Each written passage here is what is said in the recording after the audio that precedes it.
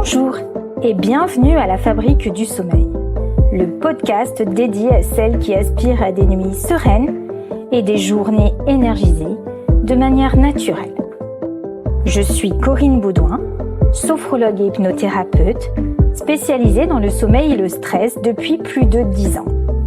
J'accompagne les femmes stressées à retrouver durablement un meilleur sommeil et leur énergie durant la journée. Et cela sans somnifères et sans dopants, juste en vous apprenant à utiliser les fabuleuses compétences de votre corps et de votre esprit. Si vos nuits vous échappent et que vous ne comprenez pas pourquoi votre sommeil tombe en panne, vous êtes au bon endroit. À chaque épisode, je vous apporte des éclairages, des stratégies et des techniques simples et efficaces. Seul ou accompagné d'invités, nous explorerons les rouages de la mécanique du sommeil pour réinventer vos nuits et transformer vos jours. Prête pour relancer efficacement la fabrique de votre sommeil ? Alors, ça commence maintenant avec l'épisode du jour. Bonne écoute ! Bonjour et bienvenue dans la Fabrique du Sommeil. Faites-vous partie des 46% de Françaises qui se disent insatisfaites de leur sommeil selon une étude réalisée par l'INSV, l'Institut national du sommeil et de la vigilance, et la mutuelle MGEN en 2023. Mes clientes en font partie et leur principale plainte est « Je me réveille la nuit, ma nuit est hachée et je peine à rester endormie ». Un tel constat méritait bien un épisode de la Fabrique du Sommeil. Je vais donc partager avec vous ce qu'est une nuit normale, la principale raison qui transforme un réveil furtif en un réveil intrusif, et j'évoquerai les principaux facteurs aggravants des réveils nocturnes, que j'appelle les démons de minuit, et qui peuvent vous emmener jusqu'au bout de l'insomnie, comme le chante le groupe des années 80 Images. Après ce petit clin d'œil aux années endiablées de ma jeunesse, c'est parti pour un nouvel épisode de la Fabrique du Sommeil. Commençons par comprendre ce qu'est une nuit normale de sommeil. Selon moi, pour résoudre efficacement un problème, il est primordial de comprendre d'abord en quoi il consiste. Cela permet de diminuer son impact. D'autant plus que je constate à travers ma pratique que beaucoup de personnes entretiennent leurs problèmes de sommeil avec des connaissances erronées. Et c'est bien logique quand on n'y est pas sensibilisé avant de rencontrer des difficultés. Vous l'avez compris, cet épisode va secouer vos croyances. Mais c'est pour la bonne cause.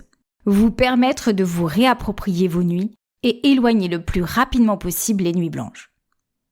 Pour comprendre ce qu'est une nuit normale, je vous propose d'observer comment votre cerveau fabrique une nuit de sommeil. Pour expliquer l'organisation du sommeil lors de mes séances dans mon bureau ou mes formations, j'aime utiliser l'image d'un train, comme beaucoup de spécialistes du sommeil, car l'image du train a le mérite d'être comprise de tous. Cependant, j'ai ma propre version du train du sommeil. La métaphore que j'ai choisie n'est pas un train qui se déplace sur des rails, mais un petit train touristique. Vous voyez, ces petits trains que l'on trouve dans les villes touristiques, qui roulent sur la route et qui nous font visiter ces quartiers emblématiques. J'ai opté pour ce train parce qu'il fait des tours. Il part de sa station et il revient après avoir toujours traversé les mêmes quartiers dans le même ordre pendant la même durée. Tout comme une nuit de sommeil. Votre nuit est une succession de cycles de sommeil. Concrètement, je vous invite à refaire mentalement le voyage que vous faites tous les soirs à partir de votre coucher. Imaginez, vous vous glissez délicieusement dans votre lit, avec le plaisir de vous allonger enfin sur votre matelas après une journée bien remplie. Naturellement, vous fermez les yeux et vous montez dans le train du sommeil. Le temps de vous laisser glisser dans l'endormissement et le train démarre. Et c'est parti pour un voyage qui va durer entre 6 et 9 heures selon que vous soyez un court, un moyen ou un long dormeur. J'en profite pour vous rappeler que lorsqu'on rencontre des difficultés à se rendormir la nuit, il est essentiel de connaître son profil de dormeur. Cela vous évitera d'aggraver vos problèmes. Pendant cette durée, qui vous est propre, votre train va revenir à sa gare de départ 4 à 6 fois. Ces tours se nomment des cycles de sommeil et durent en moyenne 1h30, soit 90 minutes. Cela signifie donc que toutes les heures et demie environ, jusqu'à ce que votre réveil sonne, votre train revient en gare. Je prends un exemple. Si vous avez besoin de 7h30 de sommeil pour vous sentir en forme dans la journée, comme beaucoup de mes clientes, vous ferez 5 tours de petit train, 5 cycles de sommeil. Et vous reviendrez 5 fois en gare. À chaque fois que le train revient en gare, il marque un temps d'arrêt avant de repartir. Ce temps d'arrêt est très court. Il dure généralement moins de 2 minutes et correspond physiologiquement à une phase d'éveil partiel qui ne laisse en principe aucun souvenir. Ce moment qui permet la transition entre l'ancien cycle et le nouveau cycle de sommeil est appelé micro-réveil. Parfois, vous en profitez pour descendre du train et vous accorder une pause pipi ou boire un verre d'eau. Vous l'aurez donc compris, il est normal de se réveiller la nuit. Et oui, vous venez de déconstruire votre première croyance, celle du « je ne devrais pas me réveiller la nuit ». Les réveils nocturnes sont nécessaires et même vitaux. Une des hypothèses serait qu'il permettrait au cerveau de vérifier qu'il a conservé la maîtrise sur nos membres. Car je vous rappelle que chaque micro-réveil se fait après une phase de sommeil paradoxal où le corps ne peut plus bouger. Une autre hypothèse pour ce micro-éveil serait que celui-ci correspondrait à un reliquat de la période préhistorique, pendant laquelle, pour des raisons de survie, il était impératif au cours de la nuit de pouvoir contrôler régulièrement l'environnement. Dans tous les cas, aujourd'hui à l'heure où nous prenons moins de risques en dormant, les mouvements durant ces éveils partiels récurrents, tels que vérifier ses couvertures, se retourner, nous permettent d'éviter que ne s'installent des points de compression des membres après une bonne nuit de sommeil. Ce réveil que vous savez maintenant normal, vous le ressentirez plus facilement en deuxième partie de nuit, soit après 2 ou 3 cycles de sommeil.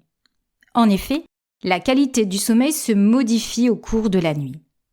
Les 2-3 premiers cycles comportent la presque totalité du sommeil lent profond pour nous permettre de réparer notre corps, de récupérer physiquement de la journée passée. Les suivants comportent de plus en plus de sommeil lent léger et de sommeil paradoxal pour nous permettre cette fois-ci de récupérer émotionnellement et intellectuellement. Le sommeil devient donc plus léger au fur et à mesure que vous vous rapprocherez de la fin de nuit. Heureusement, car je vous rappelle que vous devez vous réveiller alerte avec des idées claires. Concrètement, si vous vous couchez à 23h parce que vous êtes plutôt un couche-tard et que votre besoin en sommeil, c'est-à-dire la durée de sommeil qu'il vous faut pour bien fonctionner le lendemain, est de 7h30, vous allez enchaîner 5 cycles de 90 minutes jusqu'à 6h30 du matin, heure de la fin de votre nuit. Vous dormirez profondément le temps des 2 ou 3 premiers cycles, soit de 23h à 2h du matin ou de 23h à 3h30 du matin. Cela signifie donc qu'à partir de 2h du matin, votre sommeil peut commencer à se faire plus léger et vous pourrez commencer à ressentir plus consciemment le micro-éveil de 2h ou de 3h30 du matin et ou celui de 5h du matin.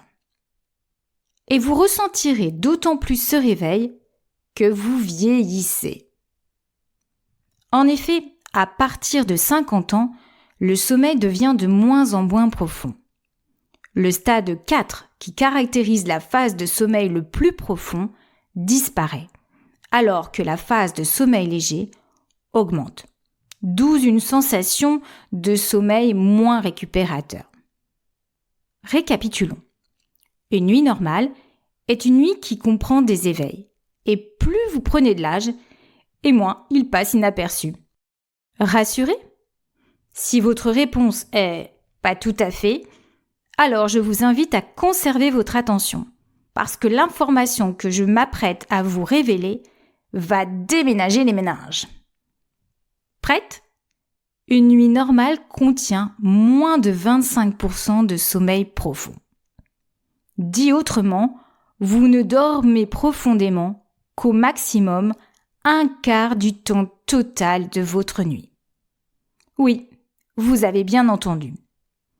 Concrètement, si vous avez besoin de 8 heures de sommeil pour assurer votre journée, 25% de 8 heures égale 2 heures de sommeil profond seulement.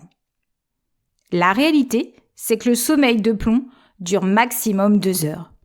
Et oui, en effet, une nuit totale, selon la littérature scientifique, comprend plus ou moins 5% d'endormissement, environ 50% de sommeil léger, 20 à 25% de sommeil profond au maximum, 15 à 20% de sommeil paradoxal. Non seulement il est normal de vous réveiller la nuit, mais en plus le sommeil léger occupe la majeure partie de la nuit. Vous commencez à comprendre qu'il est inutile d'activer votre cerveau en mode ébullition pour faire que votre sommeil soit en continu d'un bout à l'autre. Inutile de se focaliser sur des réveils de courte durée au cours de la nuit alors que tout est normal. Si vous vous réveillez, il y a de fortes chances que vous avez déjà bénéficié de votre quantité de sommeil profond. Encore un petit doute ? Le docteur De Clercq écrit dans son livre intitulé « Je veux dormir », je cite « Il arrive à tout le monde de se réveiller pendant la nuit. Et il est normal d'être réveillé jusqu'à 25 minutes par nuit. » Quelle est donc la principale raison qui transforme un éveil furtif en réveil intrusif ? Ou dit autrement, qu'est-ce qui fait que vous allez vraiment vous réveiller ? C'est une raison comportementale.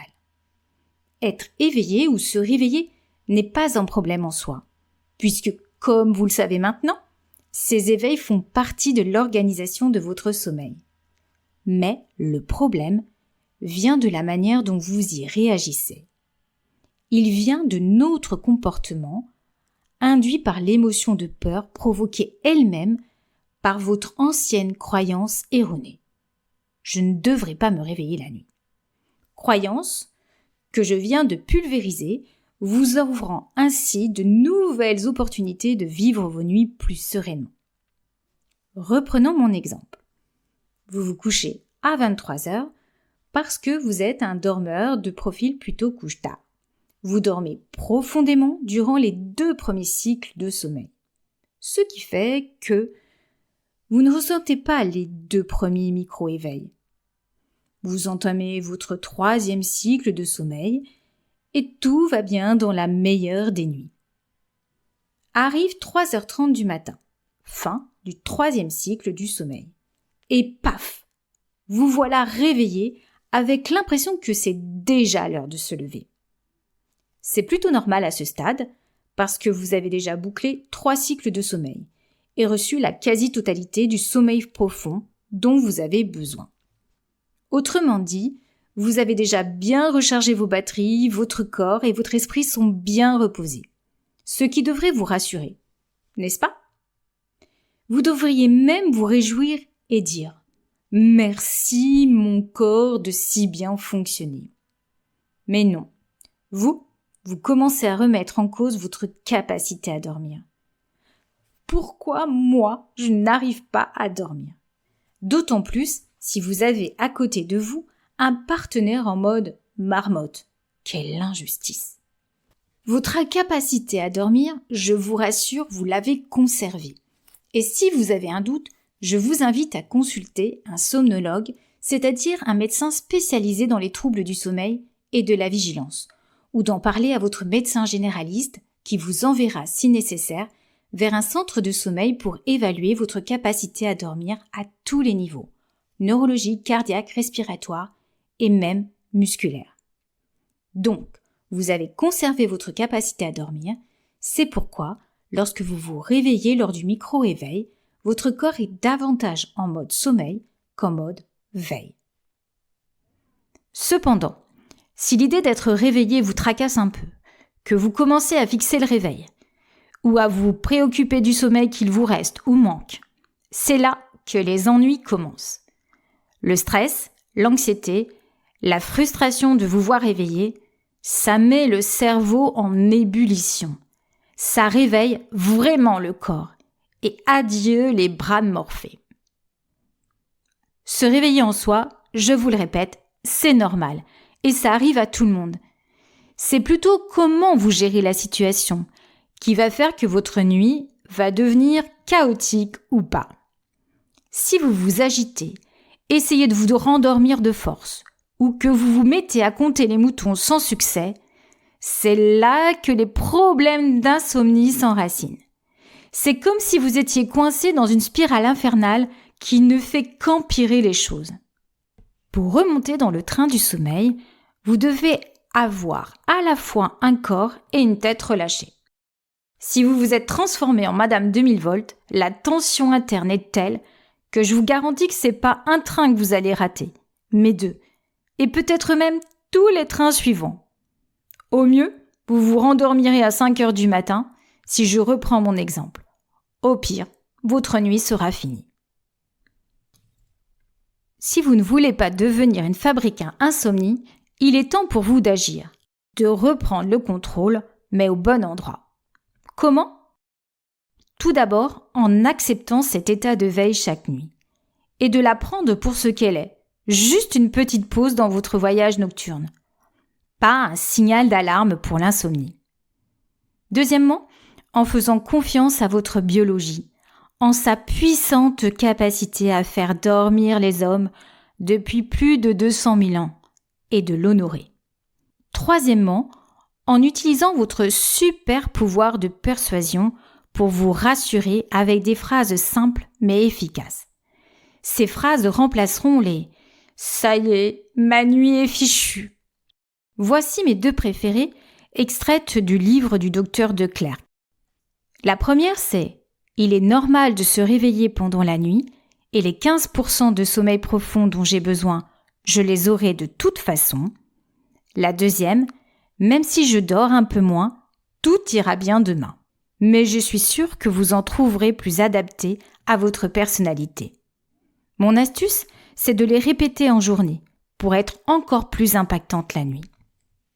Maintenant que vous savez que la principale raison qui transforme un réveil furtif en réveil intrusif est une raison comportementale et que vous savez quoi faire pour y remédier, je vous invite à observer les principaux facteurs aggravants des réveils nocturnes. Je vais commencer par vous évoquer un piège redoutable pour le sommeil profond, afin que dès ce soir, vous puissiez le déjouer. Il s'agit du moment canapé. Je vous invite à vous imaginer là, enfin, dans votre canapé bien au chaud, après une journée super chargée, en train de vous laisser hypnotiser par la télévision. Et tout à coup, vous commencez à cligner des yeux, à bâiller, voire à piquer un petit somme. Ça vous dit quelque chose ?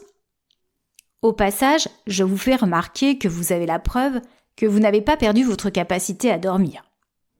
Sauf que là, ce n'est vraiment pas le moment, et c'est une situation qui peut augmenter vos éveils nocturnes. En effet, pour bien dormir, votre cycle éveil-sommeil doit être bien régulé. Et cette régulation se fait grâce notamment à deux processus.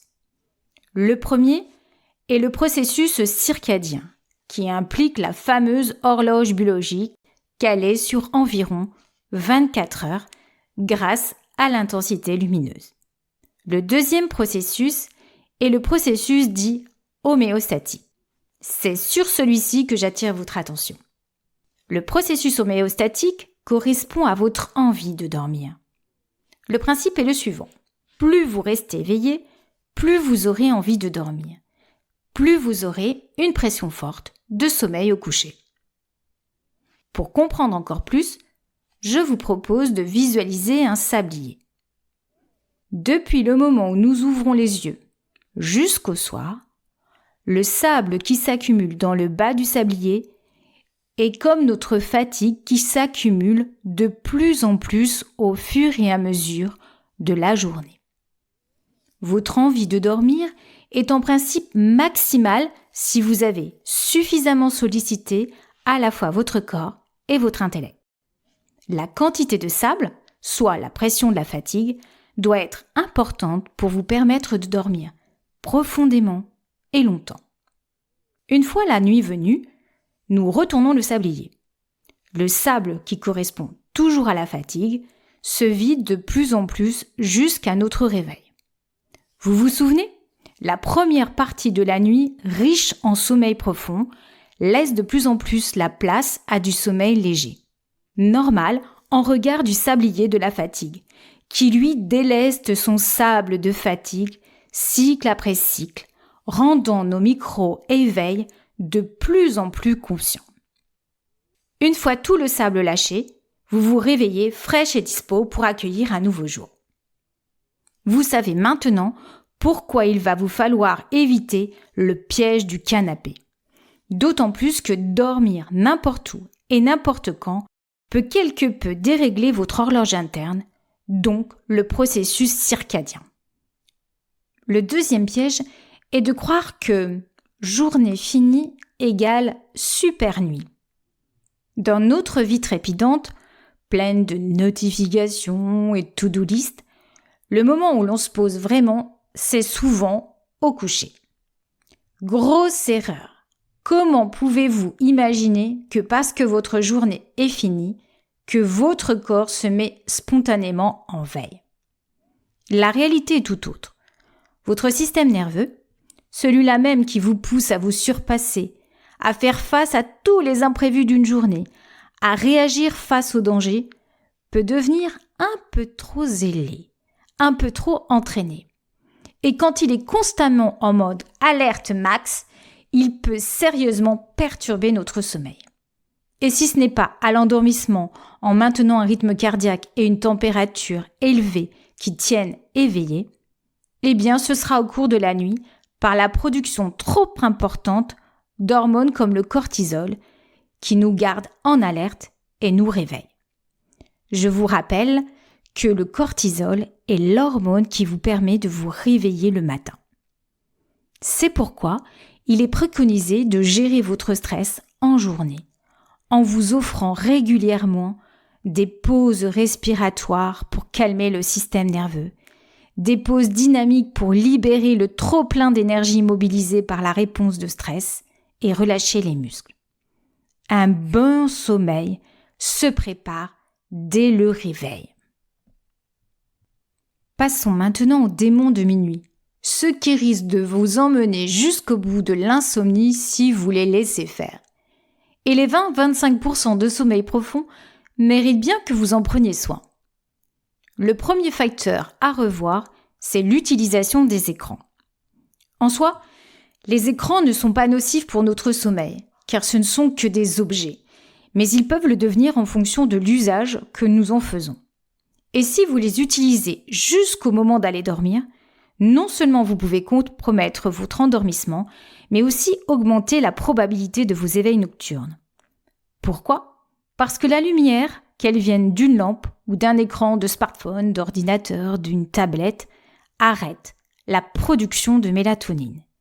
Vous savez, cette substance qu'on appelle l'hormone du sommeil à tort, puisqu'en réalité, elle ne produit pas le sommeil, mais indique à tout notre corps qu'il fait nuit et que c'est l'heure de sortir. La quantité de mélatonine étant la plus élevée entre 2h et 4h du matin, vous comprendrez que vous avez tout intérêt à en stimuler la production le soir si vous voulez garder au maximum votre sommeil et un sommeil de bonne qualité.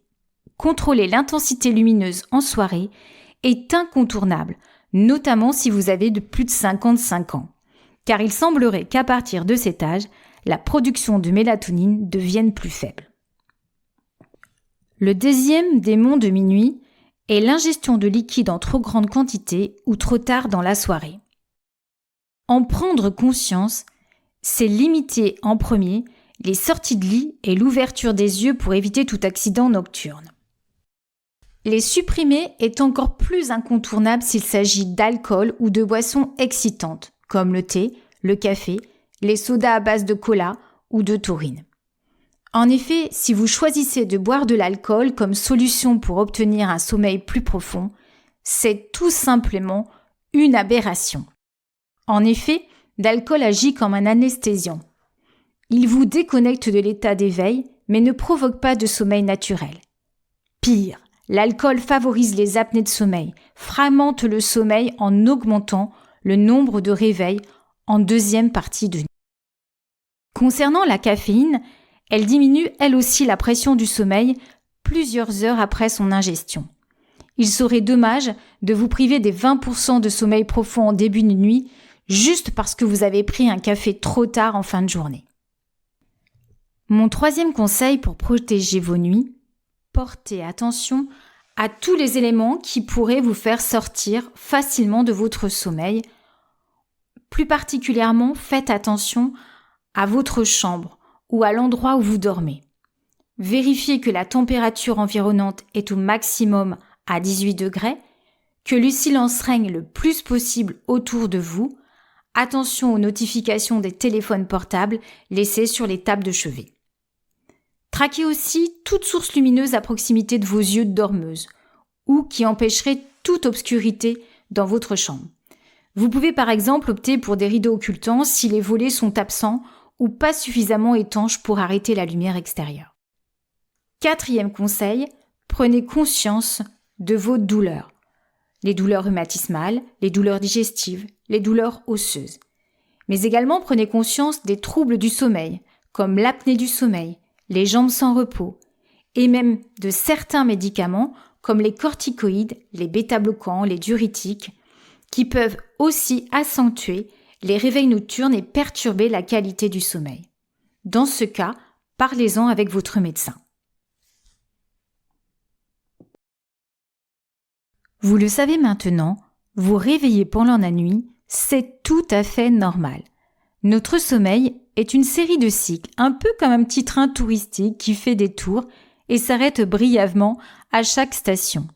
Ces micro-réveils sont en fait des pauses nécessaires qui nous permettent de nous ajuster et de vérifier notre environnement. Alors, la prochaine fois que vous ouvrez un œil en pleine nuit, souvenez-vous que c'est juste une pause utile dans votre voyage. Retenez aussi que la vraie clé pour éviter que ces réveils furtifs deviennent des intrus dans votre nuit réside dans votre réaction. C'est le moment de changer de perspective et de voir ces pauses nocturnes pour ce qu'elles sont. Des escales normales dans votre voyage. Si vous vous surprenez à stresser au lieu de vous recoucher paisiblement, rappelez-vous que votre corps sait ce qu'il fait. Lui faire confiance, c'est déjà faire un grand pas vers des nuits plus paisibles. Et pour celles qui cherchent à tenir les démons de minuit à distance, quelques ajustements peuvent faire toute la différence. On évite les siestes improvisées sur le canapé devant la télé, on limite la lumière bleue des écrans le soir et on surveille notre consommation de liquides et de stimulants. En résumé, un bon sommeil commence bien avant de poser la tête sur l'oreiller. C'est un rituel, une préparation qui débute dès le réveil afin de vous aider à embarquer sereinement dans le train du sommeil, cycle après cycle. À très bientôt pour un prochain épisode.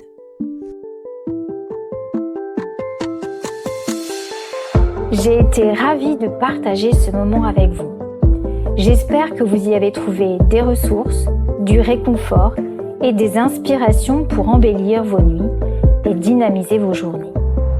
Pensez à vous abonner à mon podcast pour ne manquer aucun de nos prochains rendez-vous. Et si cet épisode vous a plu, partagez-le avec ceux qui, comme vous, méritent des nuits sereines et des journées zen. Des questions ? Des sujets que vous aimeriez que j'explore ? N'hésitez pas à m'écrire à contact@corinnebaudouin en un seul mot.fr. À très bientôt pour de nouvelles pratiques et astuces sommeil.